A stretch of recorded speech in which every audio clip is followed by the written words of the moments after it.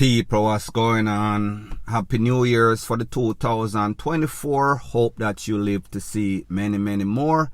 If you are watching this video and listening to me, obviously you are still alive. You made it past 2023. A whole bunch of people did not live to pass that year. About 1,387 people lost their life in Jamaica. We are some of the fortunate ones. Now, people, it seems as if a lot of women, a lot of men, them stuck in the past, them a live back a cow. Because it is very disturbing to hear that in 2023, 2024 now, people or women are still living in ABUSIVE relationship. I am speaking about an incident that occurred in a place called Moorfield that is in Trelawney, close to the Falmouth area. Based on the information from the Popo, this wife and husband, David Brown, known as Dave Fisherman, 59-year-old, and his wife, Silvia Montague Brown, they've been living together or married for a couple of years. However, most of those years are like, them a live like puss and dog. That means all sorts of domestic dispute. Him call her this, she call him that. He is mostly the aggressor, meaning Dave or David. However, it seems as on the weekend, Friday, 2 times them kick off. The lady went to the Popo station. The Popo come at the house on 2 different occasions. And the Popo warned the husband, listen, stop clot up your wife. Stop call her this, stop call her that. Try to live in a civilized manner. People like me say, this has been happening for years, and this is based on the accounts of residents in the era. People are say him always a clot her up. A gear all sorts of Mike Tyson, all sorts of MMA, all sorts of Jiu-Jitsu, all sorts of Kung Fu. So therefore, I don't know why the Popo thought that after this lady came to them on Friday, made a formal report, they went to the house and them talked to the man. Maybe if they were wise, or maybe if they had learned from the experience of the past, or especially in the present, they would know that whenever you see these disputes, especially when the husband is violent, it never usually ends up that he's going to just go to his bed. It is usually going to escalate. So therefore, not going to say I blame the Popo. However, they are somewhat a bit responsible for what took place. So the incidents kick off again on Friday. The Popo come at the house 2 times. The Popo warned the husband. It is said that the wife, Silvia, left and she went and stayed with some sorts of family member. However, me no know what happened Saturday. It seems as if she went back by the house with a family member. She slept over their house on Friday and she think about it. And she decided that with her brother, they are going to go back to the house. Me no know if she go for them her possession or she go for argue or what. Don't know her state of mind. Don't know the state of mind of the brother. Based on the resident, it is said that them hear all sorts of altercation, all sorts of cussing, all sorts of screaming. Them call the Popo again. When the Popo come, them see the body, or them see some people at the foot of the lane or in some sorts of lane.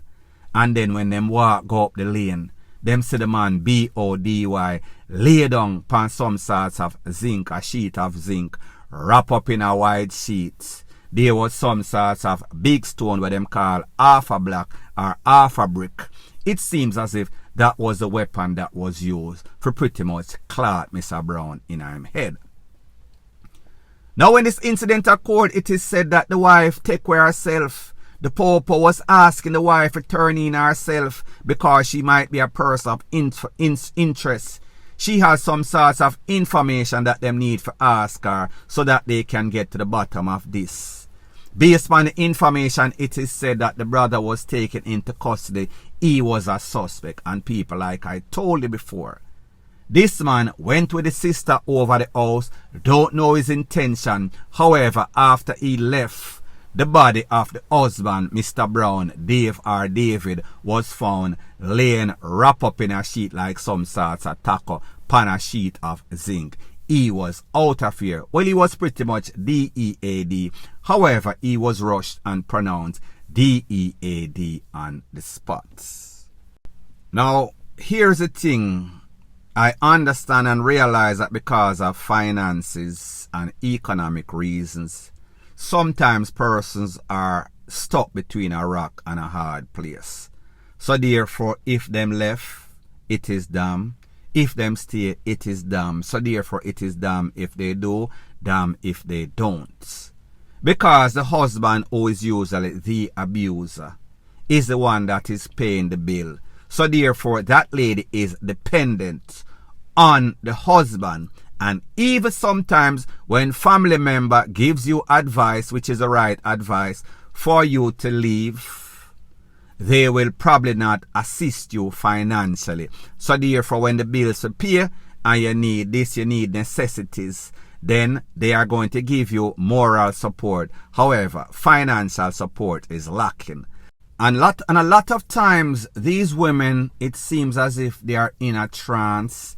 It seems as if they are psychologically or emotionally held captive, held hostage by these men.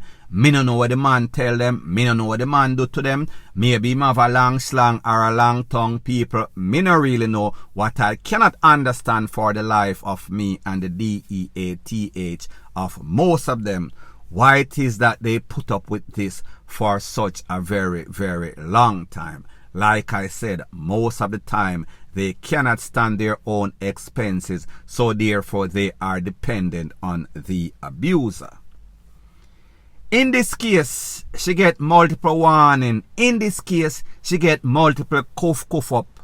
In this case, the popo even go there and tell the husband, listen, leave it alone. Now people like me say, the husband has been doing it for a very long time, for a couple of years. So therefore, he is the initiator. However, here is the thing. Whenever you as a wife, being the person that is abused, leave, and then you come back with your brother and some sorts of arguments happen after you left, then the popo are going to pray and I wonder, is this self-defense or is this premeditated, even though the husband is the abuser? However, when you change the situation or complexion of who actually did the takeaway of the person, then this lady might be charged for murder or her brother. So here it is. This lady find this man, them in some sort of relationship. Obviously, the family member know as to the intricate details or how bad it is. Maybe they don't know. A lot of times, these women are passive. A lot of times, they don't give any sorts of details. A lot of times, they are even covering up for the husband. So here it is. This brother now leaves his life, leaves his family in defense of his sister that probably made a decision to stay with an abuser. Maybe the same brother that went to the house and defended her. Like I said, I don't know the details as to what transpired, who initiated who rushed who. All I know, based on the person that was left laid out in some sorts of sheet and some sorts of sheet of zinc, the husband is DEAD and the brother is locked up or in custody. The worse for questioning for the takeaway of this man. People, this is what happens. People that are not involved, people that did not make the decision, people that even advise you against dealing with this ABUSIVE man. These are the people that get caught up in the situation and then put their freedom in a jeopardy or even almost put his life in a jeopardy because, like me say, if this man is an ABUSER and I don't know how big the brother is or how small this man is, but I know that there must have been some sort of FIGHT, some sort of physical altercation. We saw that the husband got the SHITTY end of the stick. People, like I've always said, don't start no ish, won't be any sorts of ish. the decision that you make when you decide to go with somebody. If you see the signs and ignore them and act as if your eyes are wide shut, then this is usually what happens. Instead of getting better, ABUSIVE situation usually get worse. So unless both parties, meaning man and wife and husband, get some sorts of professional help, get some sorts of counseling, or make a 180 turnaround in the way that they live, or divine intervention, usually it gets from bad to worser. In this case, we see exactly what transpired. Wife is a suspect person of interest, brother locked up, husband DEAD. So therefore it is a lose-lose preposition, point blank and period. Further on in the news, it is called, after that viral video that has been making its round on social media in a place called Trial that is in St. Elizabeth's, where it is said or seen 2 GUN-MEN got taken away by a licensed firearm holder who happens to be the husband of the owner of the bar in a St. Elizabeth's. I said that you know that when these robbers go out, they are going to be more brutal. They are going to take away more purses. They are going to be very trigger happy. Such was the case on Saturday in a place called Rivers Oaks that is in St. Anne's. It is said that at about 11 p.m. in the night, 21-year-old Mr. Parson, he is from St. Mary, was playing dominoes, just SHOOTING, the breeze, with 4 other persons on a premises when some GUN-MEN rolled up. They demanded the goodies, meaning watch, chain, ring, wallet, cell phone, etc., etc., etc. Now, I don't know exactly what transpired, but it seems as if the goodies were not fastly forthcoming like they had anticipated. The people them did kind of hesitant, as if them never want relinquish their stuff. It is said that the GUN-MEN/robbers start to blaze up all sorts of corn. After the smoke cleared, Mr. Pearson was taken to the place of recovery. However, he did not make it. Based on information, it is said that the people in the 3 Oaks in St. Anne's, they must say, then hold on a minute. Them people are just there just before the New Year's, enjoy themselves, play domino, sip on some sorts of Jerry and Neville, just minding their own business, trying to bring in the 2024. People come and demand them stuff. And then when the people them defend their stuff, these people get in them feelings. But people, like I told you before, whenever you saw that video and you saw that they lost their life, you should have known, or I told you before, that these people are going to be even more colder. So therefore, if you decide that you want to put up any sort of resistance and defend your own stuff, these people act as if they are entitled. These people act as if they gave you something to put down. These people act as if whenever them say stick it up, you are supposed to just give them your stuff. No sort of resistance, none at all. People, the truth and the fact, if I was you, if you're ever caught in any sorts of situation where you're being robbed, always remember you only have one life that is not replaceable. Everything else, I am not going to guarantee that it is easy for you to get it back.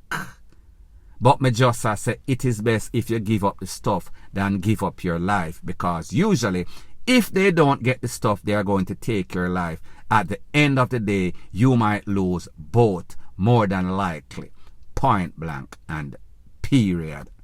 Further on in the news, whenever you're running taxi in a Jamaica, especially when you're on a specific road taxi, you need to be very, very careful who you argue with, or if you have any sorts of enemy, because those enemies would know exactly where to find you and when. It is just a matter of wait and see. You will show up sooner or later. It seems as if that is the case for a 42-year-old taxi driver. His name is Mr. Leon Peters. Based on the information, it is said that he is from a place called Commodore District. At about 6 p.m., Mr. Peters was there loading his taxi like he always do, when he was approached by at least one gunman that blazed him up very, very badly.